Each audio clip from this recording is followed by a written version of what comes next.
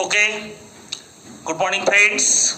Up to the last period आपण CET मधला जो काही महत्त्वाचा पॉईंट आहे त्यातला फर्स्ट पार्ट आपण डिस्कस केलेला आहे. आज जो काही राहिलेले टॉपिक आहेत, ऑलरेडी आपण 12वीचे 12 टॉपिकचं डिस्कशन केलेलं आहे. आज काही राहिलेले 12वीचे टॉपिक आणि याच्याशिवाय सुद्धा आपल्याला 11वीच्या टॉपिकचं डिस्कशन करायचं आहे. सिअर दॅट 13 नंबरचा जो काही टॉपिक आहे तो स्टेट बोर्डमध्ये थोडंसं वेगळं नाव दिलेलं आहे. नायट्रोजन कंपाऊंड कंटेनिंग कंपाऊंड्स आहे. त्यामध्ये ॲक्च्युअली 3 पार्ट आहेत. एक नायट्रोअल्केन आहे, दुसरा अमाइन आहे आणि तिसरा लक्षात ठेवायचा तुमचा डायझोनियम आहे. पण सीईटीला येत असताना आपल्याला महत्त्वाच्या फक्त 2च पार्ट आहेत. एक तर अमाइन आहे, नाहीतर दुसरा डायझोनियम सॉल्ट आहे. नायट्रोअल्केन करण्याचे काही जास्त भानगडीत पडत बसू नका. मग अमाइन मध्ये काय येणार आहे? सगळ्यात महत्त्वाचा क्वेश्चन तुम्हाला अमाइन मध्ये येणार आहे. तर काय काय असणार आहे? Type of the amine. कोणकोणते अमाइनचे टाईप आहेत? अमाइन मध्ये आपल्याकडे 3 टाईप आहेत. एक तर अमाइन प्रायमरी असतो. कसा ओळखणार? NH2 ग्रुप घेतला की प्रायमरी अमाइन आहे.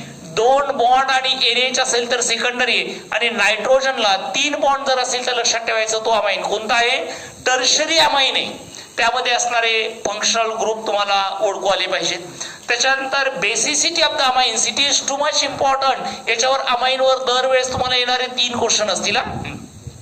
3 क्वेश्चन असतील आणि कधीतरी कदाचित 2 येतील. म्हणजे 2 किंवा जास्त असं 3 फिक्स आन्सर नसतील. बेसिसिटी ऑफ द अमाइन तुम्हाला वारंवार क्वेश्चन 100% येणारच आहे. बेसिसिटी ऑफ द अमाइन्स मध्ये क्वेश्चन येणार आहे. तर ऍसिडिक म्हणजे पर्टिक्युलरली ॲक्वेस मीडियम मध्ये बेसिसिटी कोणती आहे आणि गॅस मध्ये कोणती? गॅस मध्ये ऑर्डर वेगळी आहे, ॲक्वेस मध्ये वेगळी. इथिल असताना ग्रुप कोणता, मिथिल असताना कोणता आहे? बेसिसिटी लक्षात ठेवा. त्याच्यानंतर नेक्स्ट आहे ते डिफरन्स बिटवीन प्रायमरी, सेकंडरी आणि टर्शरी अमाइन. प्रायमरी अमाइन म्हणल्यानंतर बरेच मुलं म्हणतात की NH2 ग्रुप आहे, सेकंडरीला NH आहे, टर्शरीला फक्त नायट्रोजन आहे. पण प्रायमरी, सेकंडरी आणि टर्शरी अमाइन ओळखायला काही टेस्ट लागतील. काय काय वापरून आपल्याला प्रायमरी, सेकंडरी आणि टर्शरी ओळखता येतील? एक तर हा कंपाऊंड तुम्हाला वापरता येईल. कोण आहे रे हा? HNO2. हा काय नाव व्हायचं? Nitrous acid. Primary amine plus nitrous acid, product काय? Alcohol. Secondary amine plus nitrous acid, N nitroso amine तयार व्हायला लागतो. येलो ऑइली कलर्ड आहे, सेकंडरी पासून आहे. आणि टर्शरी अमाइन दिसला की लक्षात ठेवायची नो रिएक्शन आहे. याच्याशिवाय सुद्धा तुम्हाला हिन्सबर्ग रिएजंट वापरता येतो. हिन्सबर्ग रिएजंट आणि हिन्सबर्ग रिएजंट मध्ये काय काय करता येईल तुम्हाला? बेन्झील सल्फोनिल क्लोराईड वापरता येईल. त्या पद्धतीने तुम्हाला प्रायमरी, सेकंडरी आणि टर्शरी अमाइन डिफरन्शिएट करता येईल. आणि अमाइन मध्ये आणखीन एक लक्षात ठेवायचं, अमाइनचं ज्यावेळेस तुम्ही प्रिपरेशन घेणार आहोत त्यावेळेस 2 मेथड महत्वाच्या आहेत. एक आहे ती हॉफमन्स, एक आहे ती लक्षात ठेवायची हॉफमन्स डिग्रेडेशन मेथड. हॉफमन्स डिग्रेडेशन मेथड असेल. डिग्रेड करणे म्हणजे काय करणे? कमी करणे. डिग्रेडेशन मेथड असेल. आणि आणखीन एक आहे that is Gabriel phthalimide synthesis. Gabriel phthalimide synthesis, Gabriel phthalimide synthesis म्हणजे प्रिपरेशन मध्ये फक्त अमाइनला 2 लक्षात ठेवा आणि बाकीचा सगळा अमाइनचा पसारा व्यवस्थित लक्षात ठेवायचा. डायझोनियम सॉल्ट मध्ये फर्स्ट काय करणार? प्रिपरेशन लक्षात ठेवायचं. प्रिपरेशन कोणापासून आहे?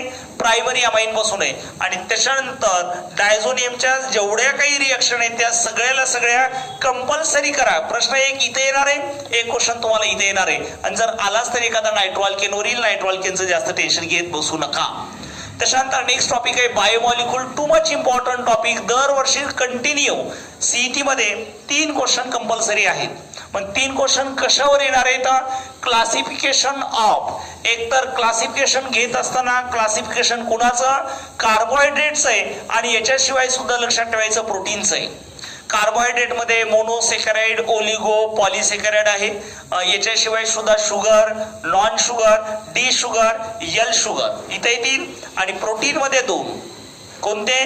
ग्लोब्युलर आणि फायब्रस. त्याचे एक्झाम्पल लक्षात ठेवा. प्रोटीन ग्लोब्युलर कोणता आणि कोणता असेल? फायब्रस कोणता. त्याच्यानंतर प्रिपरेशन ऑफ द ग्लुकोज. ग्लुकोजचं जे काही प्रिपरेशन असेल 2 मेथड येतात. एक सुक्रोज आहे आणि दुसरा कोणता आहे? स्टार्च. या दोघांचं प्रिपरेशन लक्षात ठेवावं लागेल. त्याच्यानंतर structure, open chain structure of the glucose. Open chain ठरवत असताना बऱ्याच काही रिएक्शन आहेत. त्या सगळ्या रिएक्शन तुमच्या डोक्यात बसावं लागतील. Open chain structure of the glucose आहे.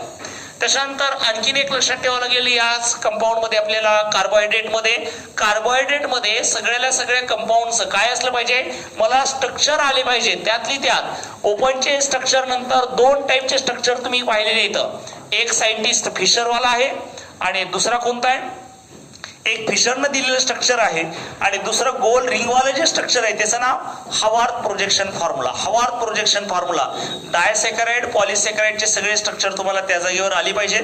आता आपल्याकडे नीट 2020 ला सिंपल क्वेश्चन आलेला होता, सुक्रोजचं हायड्रॉलिसिस केल्याच्या नंतर काय मिळणार आहे. नीट 2020 काय मिळतंय सुक्रोज हायड्रॉलिसिस केल्यावर, आता तरी माहित झालंय का. काही जण म्हणणार आहे ते ग्लुकोज मिळणार आहे आणि एक कोणता आहे, फ्रुक्टोज मिळणार आहे. आणि हे आन्सर चूक आहे.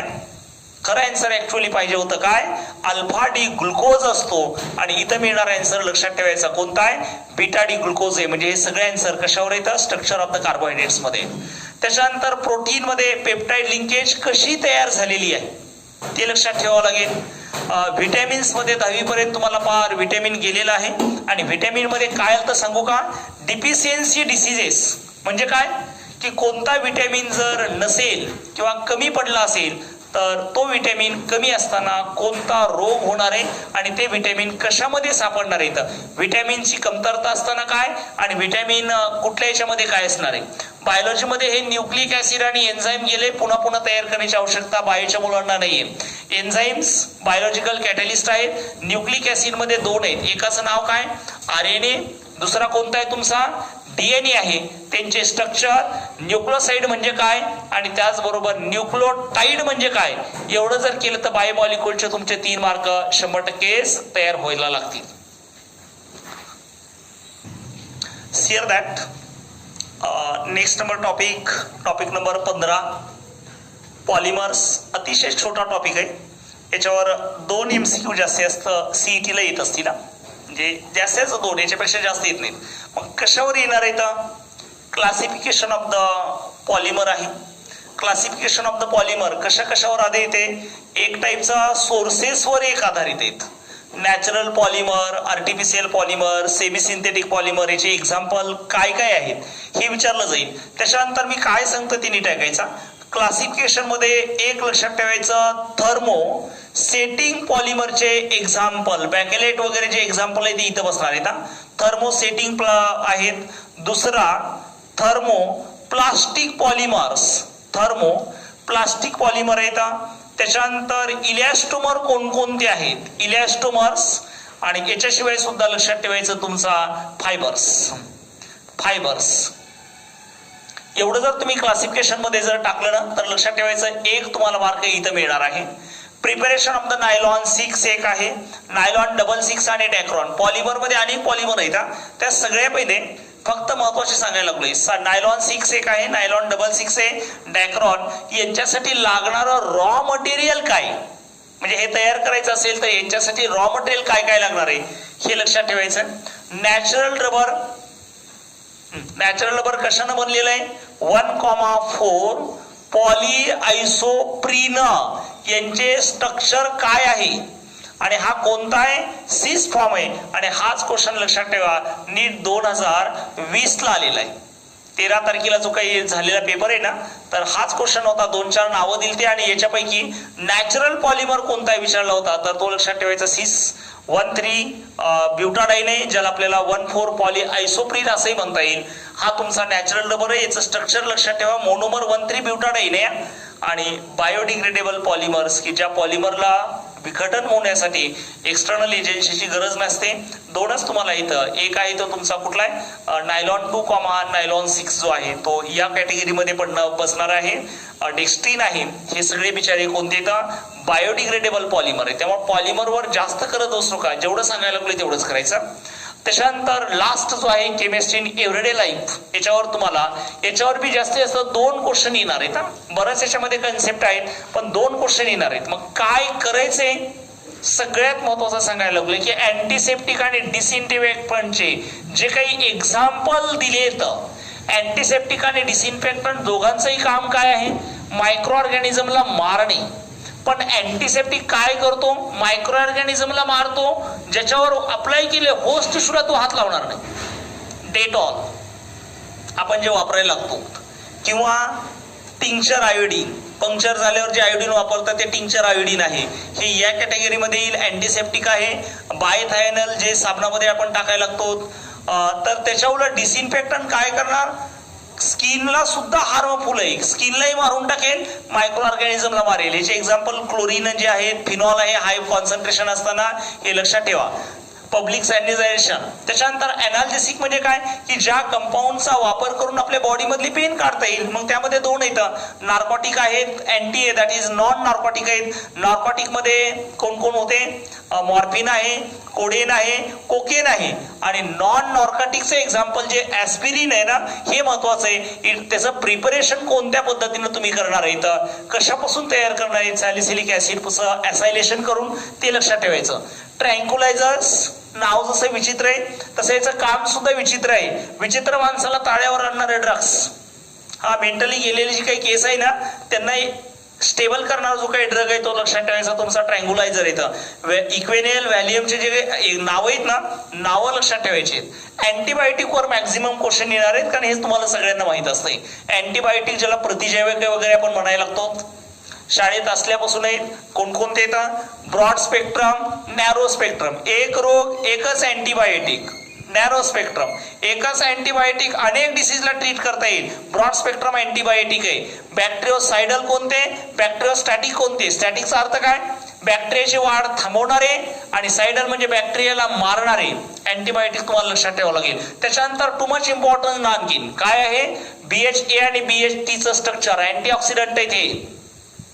BHA म्हणजे काय, ब्युटिलेटेड हायड्रॉक्सी एनिसॉल आणि ब्युटिलेटेड हायड्रॉक्सी ट्विरिन, या दोघांचे स्ट्रक्चर लक्षात ठेवा.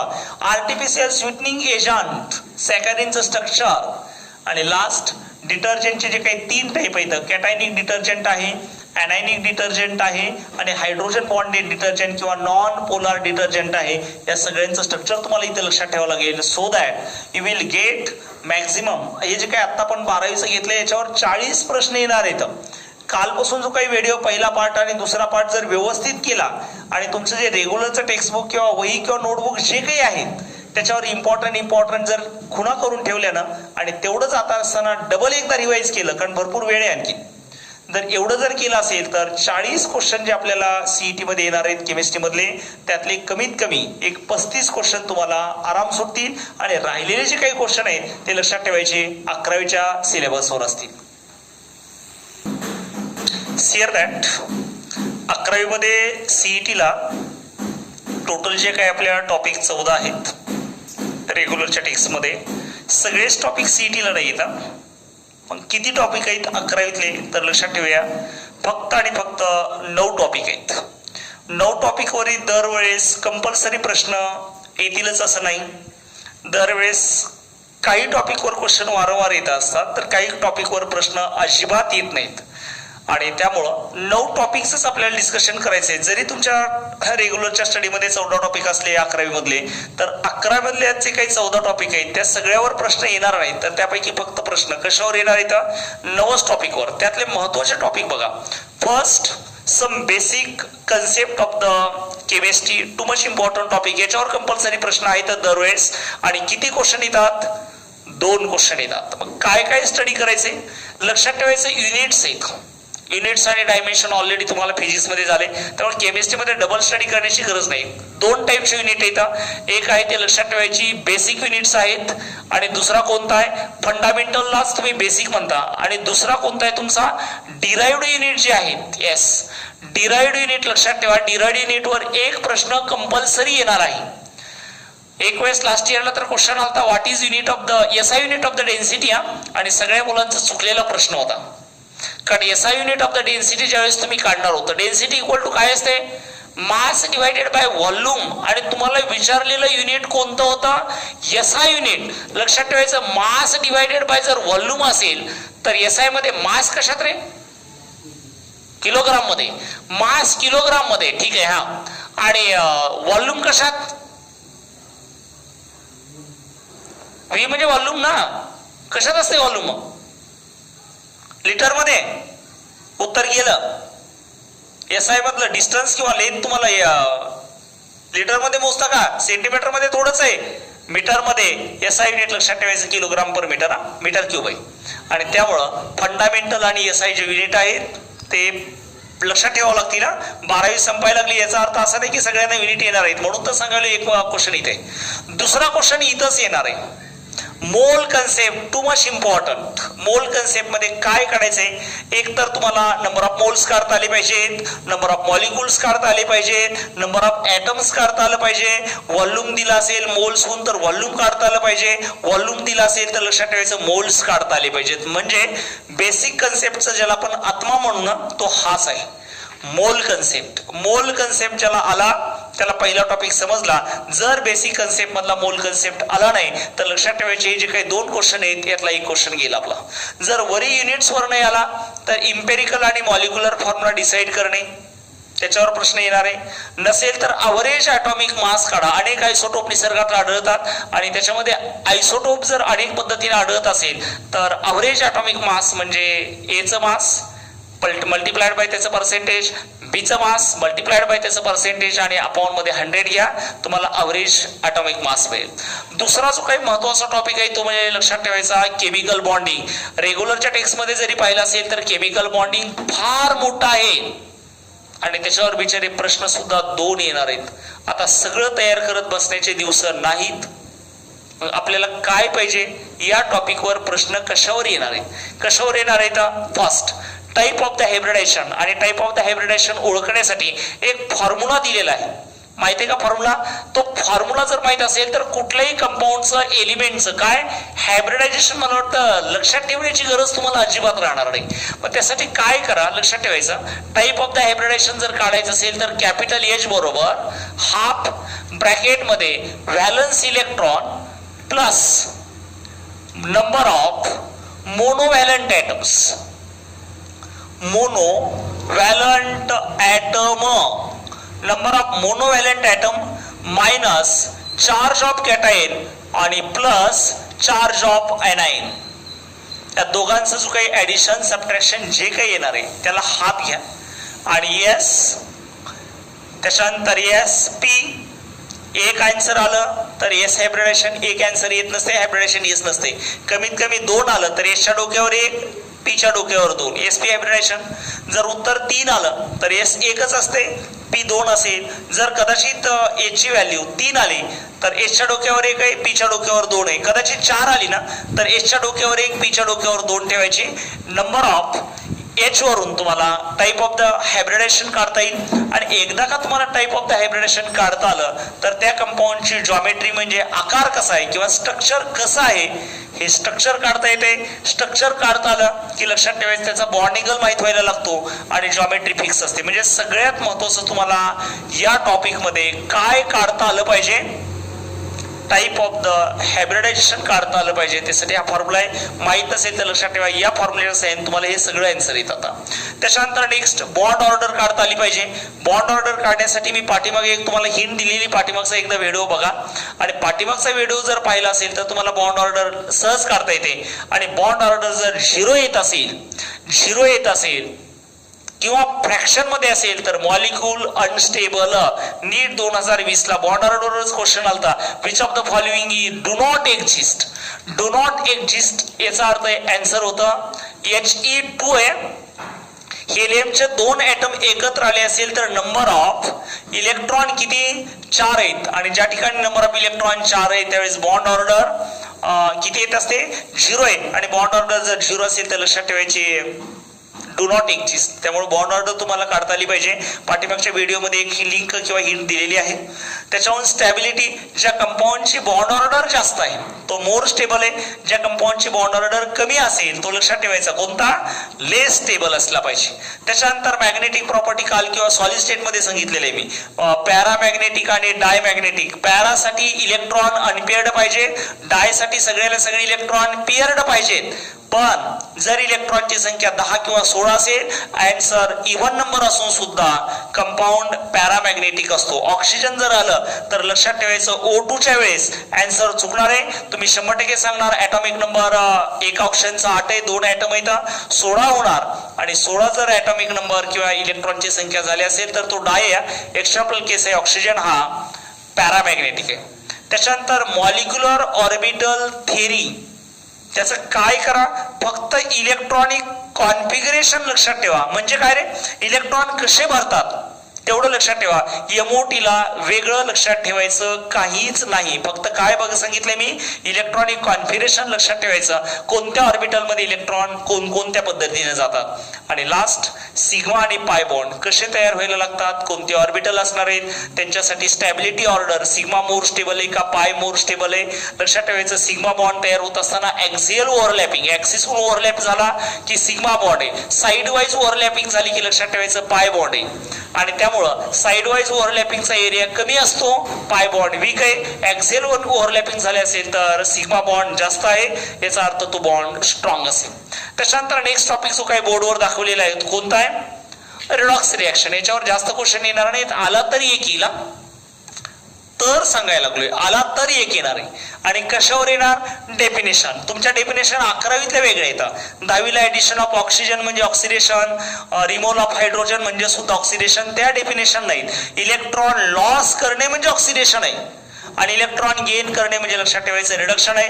ऑक्सिडेशन रिडक्शनच्या डेफिनेशन आणि त्याचबरोबर ऑक्सिडायझिंग एजंट, रिड्युसिंग एजंट दिलेले एखादी रिएक्शन असेल आणि त्या रिएक्शन मध्ये ओळखा ऑक्सिडेशन कोणाचं झालंय, रिडक्शन कोणाचं झालंय, ऑक्सिडायझिंग एजंट कोणता आहे, रिड्युसिंग एजंट कोणता आहे. त्याच्यानंतर या टॉपिक मध्ये सगळ्यात महत्वाचं मला काय काढता आलं पाहिजे, ऑक्सिडेशन स्टेट किंवा ऑक्सिडेशन नंबर काढता आला पाहिजे. ऑक्सिडेशन स्टेट किंवा ऑक्सिडेशन नंबर काढता आलाच पाहिजे. त्याच्यावर एक क्वेश्चन तुम्हाला आला तर हाच येईल आणि जर नसेल तर बॅलन्सिंगला येणार नाही, कारण सीईटीला एवढं हार्ड बॅलन्सिंग वगैरे करा येणार नाही. जास्तीत जास्त पहिल्या 2 वरच प्रश्न असेल आणि जर नशिबानं साथ नाही दिली तर बॅलन्सिंग येईल, एकदा बॅलन्सिंग पाहून जा. त्याच्यानंतर स्टेट ऑफ द मॅटर मध्ये तुम्हाला काय काय येणार आहे, properties of the gas, temperature दिला असेल डिग्री सेल्सिअस मध्ये केल्विन, केल्विनचं कन्व्हर्शन डिग्री सेल्सिअस मध्ये. आता सध्या फॅरनहीट डिग्री चालू आहे, आणखी कोविड मध्ये बरेच पेशंट आहेत. जर 99.6 जर डिग्री फॅरनहीट असेल तर तो कोविड पॉझिटिव्ह कन्सिडर करा म्हणून गव्हर्नमेंट सांगते. याचा अर्थ डिग्री सेल्सिअस रूपांतर फॅरनहीट किंवा फॅरनहीटचं कन्व्हर्शन डिग्री मध्ये टेम्परेचर असलं पाहिजे. त्याच्यानंतर मग लॉस ऑफ द गॅस मध्ये काय काय स्टडी करायचंय, एक लॉ लक्षात ठेवायचा तुमचा बॉइल्स लॉ आहे, त्याच्यानंतर चार्ल्स लॉ आहे, त्याच्यानंतर आणखीन कोणता आहे, अवेगॅड्रोज लॉ आहे, अवेगॅड्रोज लॉ आहे. त्याच्यानंतर गे लुसॅक्स लॉ, गे लुसॅक्स लॉ, एवढे लॉ मात्र लक्षात ठेवावं लागतील. गॅस लॉज, कॉम्प्रेसिबिलिटी फॅक्टर म्हणजे कोण आहे, झेड आहे. झेड मग आयडियल गॅस असताना किती, नॉन आयडियल असताना किती. कॉम्प्रेसिबिलिटी फॅक्टर ऑलरेडी आहे, तुम्हाला स्टेट्स ऑफ द मॅटर मध्ये उघडून बघा, तुम्हाला लगेच सापडायला लागेल. आयडियल गॅस कुणाला म्हणायचंय की which obeys all these laws, ideal gas आहे. नॉन आयडियल म्हणजे which do not obey all these law. आणि आयडियल गॅस इक्वेशन कोणतं होता, पीव्ही इक्वल टू एनआरटी, जे फिजिक्स मध्ये वारंवार तुम्ही वापरणार आहोत किंवा यालाच आपण जनरल गॅस इक्वेशन असे बनायला लागतो. That is too much important from your कोणत्या टॉपिक मध्ये, स्टेट्स ऑफ द मॅटर मध्ये. ओके चलो आता next number topic from our 11th standard syllabus, that is हायड्रोजनवर. हायड्रोजनवर एखादा क्वेश्चन आला तरी येईल, म्हणजे शुअरिटी नाही. हायड्रोजन शुअरली प्रत्येक वेळेस आपल्या सीईटी मध्ये एखादा क्वेश्चन येईलच असं नाही. हायड्रोजनवर जर आला तर काय येणार, टाइप्स ऑफ द हायड्राइड. 11वीच्या पुस्तकामध्ये बघा 3 टाइपचे हायड्राइड तुम्हाला सापडतील. प्रिपरेशन ऑफ हायड्रोजन, कोणकोणत्या पद्धतीने तुम्हाला हायड्रोजन तयार करता येईल. त्याच्यानंतर H2O2 चं स्ट्रक्चर आणि व्हॉल्यूम स्टेम. व्हॉल्यूम स्टेम म्हणजे काय, मोलॅरिटी, मोलॅरिटी काढणे, दिला असेल तर नॉर्मॅलिटी कॅल्क्युलेट करणे वगैरे. नीट 2020 ला आता काय आलेला आहे, स्ट्रक्चर ऑफ हायड्रोजन परऑक्साईड वर प्रश्न येऊन गेलेला आहे. आणि त्यामुळं हायड्रोजनवर जर क्वेश्चन आला असेल तर या 3-4 पॉईंटवर येईल, अदरवाईज हायड्रोजनवर प्रश्न येणार नाही. येत असेल तर तयार करा, नसेल येत तर डायरेक्ट एस ब्लॉक आणि जीओसी कडे लक्ष ठेवा. कारण एस ब्लॉक वर सुद्धा जे काही बरेच कन्सेप्ट आहेत, पण सगळे कन्सेप्ट सारखे. सोपा सगळ्यात सांगायला लागलोय काय, ऍटॉमिक साईज आणि इलेक्ट्रॉनिक कॉन्फिगरेशन सगळ्याला येते. क्वेश्चन आला की याच्यावर येतो पटकन. ऍटॉमिक साईज गॅस मध्ये वेगळं आहे, ऍक्वेस स्टेट मध्ये वेगळी आहे. गॅसमध्ये टॉप टू बॉटम इन्क्रीज व्हायला लागतं, तर ॲक्वेस स्टेटमध्ये उलट आहे. आणि जेवढा मोठा ॲटम ना तेवढी त्याला हालचालीवर मर्यादा यायला लागते, मोबिलिटी कमी व्हायला लागते. आणि त्यामुळे मोबिलिटीवर एखादा क्वेश्चन असेल तर लक्षात ठेवायचा तो इनडायरेक्टली तुम्हाला कशावर दिलेला आहे, ॲटॉमिक साईजवर. त्याच्यानंतर सगळे जेवढे काही कंपाऊंड दिलेले आहेत, सल्फेट आहे, कार्बोनेट आहे, हायड्राइड आहे, हालाइड, या सगळ्यांसाठी फक्त दोनच स्टडी करा, स्टॅबिलिटीची आणि सोलिबिलिटीची ऑर्डर. लक्षात ठेवायचे कार्बोनेट आणि सल्फेटची जी काही ऑर्डर आहे ती उलट असेल तुमच्या हायड्राइड आणि हालाइड पेक्षा. आणि त्यामुळं फक्त आणि फक्त सोलिबिलिटी आणि स्टॅबिलिटीची ऑर्डर या सगळ्या कंपाऊंडची स्टडी करायची. त्याच्यानंतर next, extraction of the sodium. Sodium carbonate असेल, बायकार्बोनेट आहे किंवा सोडियम हायड्रॉक्साईड तयार कसं करणार. आणि too much important, S block एलिमेंटचे जे काही युजेस आहेत ना ते तयार करा. नीट 2020 ला आणखी याच्यावर एक क्वेश्चन डबल आलेला आहे, एस ब्लॉक एलिमेंटचे युजेस तयार करा. बाकी काही करत बसू नका. जीओशी बराच मोठा टॉपिक आहे आणि दरवर्षी याच्यावर 2 प्रश्न येणार आहेत. हे आपल्याला जर सगळ्यांना माहित असेल तर मला वाटतं जीओशीवर जास्त कॉन्सन्ट्रेट द्यावं लागेल. काय काय करायचे, एक लक्षात ठेवायचं, टाइप्स ऑफ द रिएजंट. त्याच्या अगोदर मी काय सांगितलंय, राईट केलेलं आहे. कशाला आहे, आययुपीएसी नेम हा तुम्हाला मार्क देणारा प्रश्न आहे. मग आययुपीएसी नेम देत असताना याच्याशिवाय सुद्धा तुम्हाला काय ओळखू आलं पाहिजे, फंक्शनल ग्रुप ओळखू आली पाहिजे. एखादा कंपाऊंड दिला असेल आणि त्यात विचारलं असेल की यापैकी फंक्शनल ग्रुप कोणता आहे, त्या फंक्शनल ग्रुप दिलाय त्या कंपाऊंडचं नाव काढा. या दोघांपैकी एक प्रश्न तुम्हाला हमखास इथे येणार आहे, त्यामुळे हे व्यवस्थित तयार करायचे. टाइप्स ऑफ द रिएजंट मध्ये काय काय असते, एक असतो तो तुमच्याकडे न्यूक्लिओफाइल आहे, दुसरा याचा जुळा भाऊ कोण आहे, इलेक्ट्रोफाइल आहे. त्याच्यानंतर कार्बनवर पॉझिटिव्ह चार्ज झालं की नाव कार्बोनियम, कार्बनवर निगेटिव्ह चार्ज झालं की कार्बॅनियॉन. आणि याच्याशिवाय सुद्धा कार्बनवर एक डॉट आलं की फ्री रॅडिकल.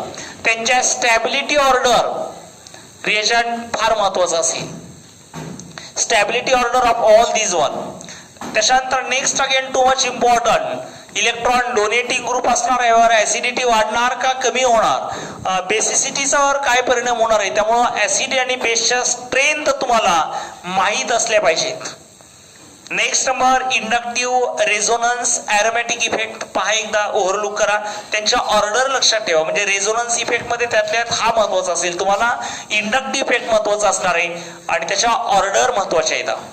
आणि आयसोमेरिझम मध्ये बराच काही काही पसार आहे, त्या सगळं करण्यापेक्षा फक्त काय करा, जॉमेट्रिकल आयसोमेरिझम एक करायचं आहे. दुसरा कन्फॉर्मेशनल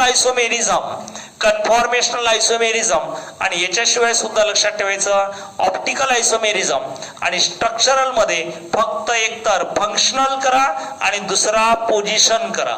हे सहज लक्षात राहते. पोझिशन बदलली की पोझिशनल आयसोमेरिझम, फंक्शनल ग्रुप बदलला की functional isomerism.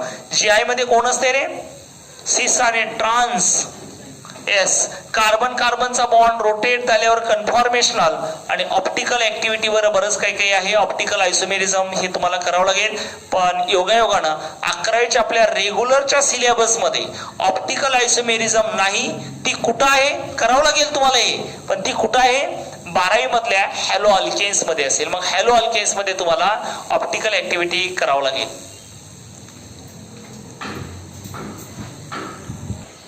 See that topic number next, alkane.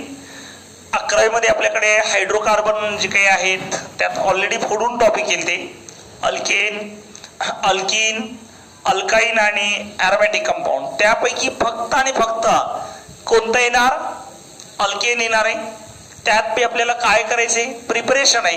Preparation मध्ये एक रिएक्शनचं नाव कदाचित सगळ्यांना माहिती आहे, सॅबेटियर अँड सँड्रीना. टेक्स्ट मध्ये बघा तुम्हाला लगेच सापडेल. अल्काइन पासून रिडक्शन केल्यावर सॅबेटियर किंवा सँड्रीन असणार आहे. आणि दुसरी आहे बाय ड्राय डिस्टिलेशन किंवा डिकार्बॉक्सिलेशन ऑफ सोडियम सॉल्ट. या 2 रिएक्शन करायच्या.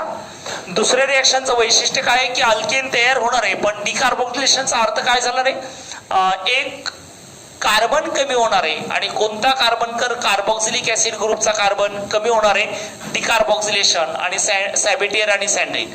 त्याच्यानंतर टू मच इम्पॉर्टंट ज्याला आपल्याला म्हणता येईल एस मेल्टिंग आणि boiling point of the alkanes. लक्षात ठेवायचं ब्रँच वाढली ना तर बॉइलिंग पॉइंट कमी होतो. Branching is inversely proportional to the your boiling point. याच्यावर क्वेश्चन येणार आहे.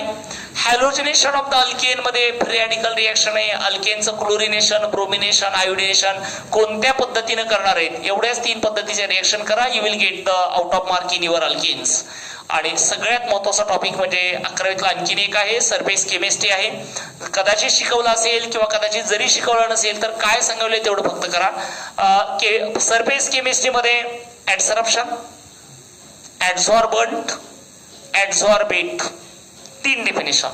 ऍडझॉर्बंट कोणता ऍडझॉर्बेट कोणता ऍडझॉर्बंट कोणता आहे.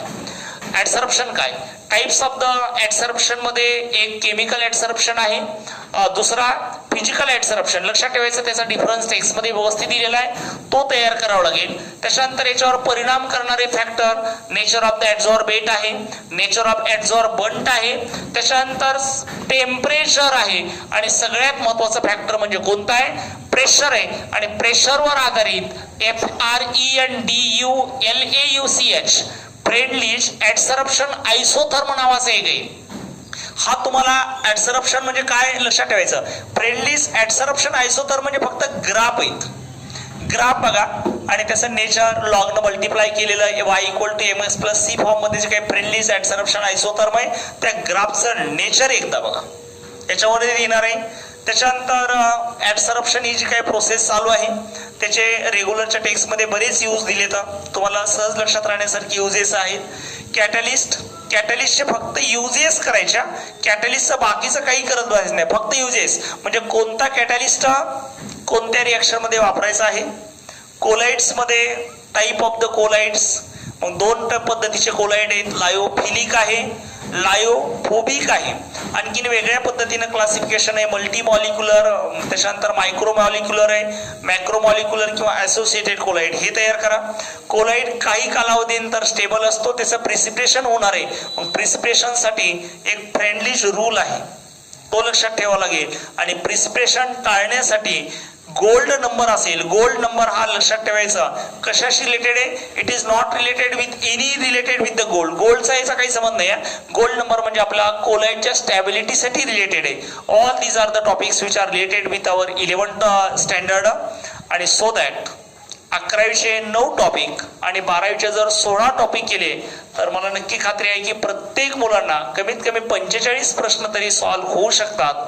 आणि जर 45 प्रश्न केमिस्ट्रीतले झाले 90च्या जवळपास तुमचा बायो किंवा मॅथ्स जे काही आहे तिथपर्यंत जर पोहोचलो आणि फिजिक्स त्याच्या मागोमागं जर आलं असेल तर आपण जे काही 2-3 वर्षापासून एक आशा बाळगून होतो की मला हेच कॉलेज पाहिजे याच ब्रँचला ऍडमिशन पाहिजे तर 100% तुमची जी काही आशा किंवा जी काही तुम्हाला अपेक्षा होती तर ती फॉलो व्हायला लागेल. आणि सगळ्यांना CET साठी एकदा बेस्ट ऑफ लक. थँक्यू.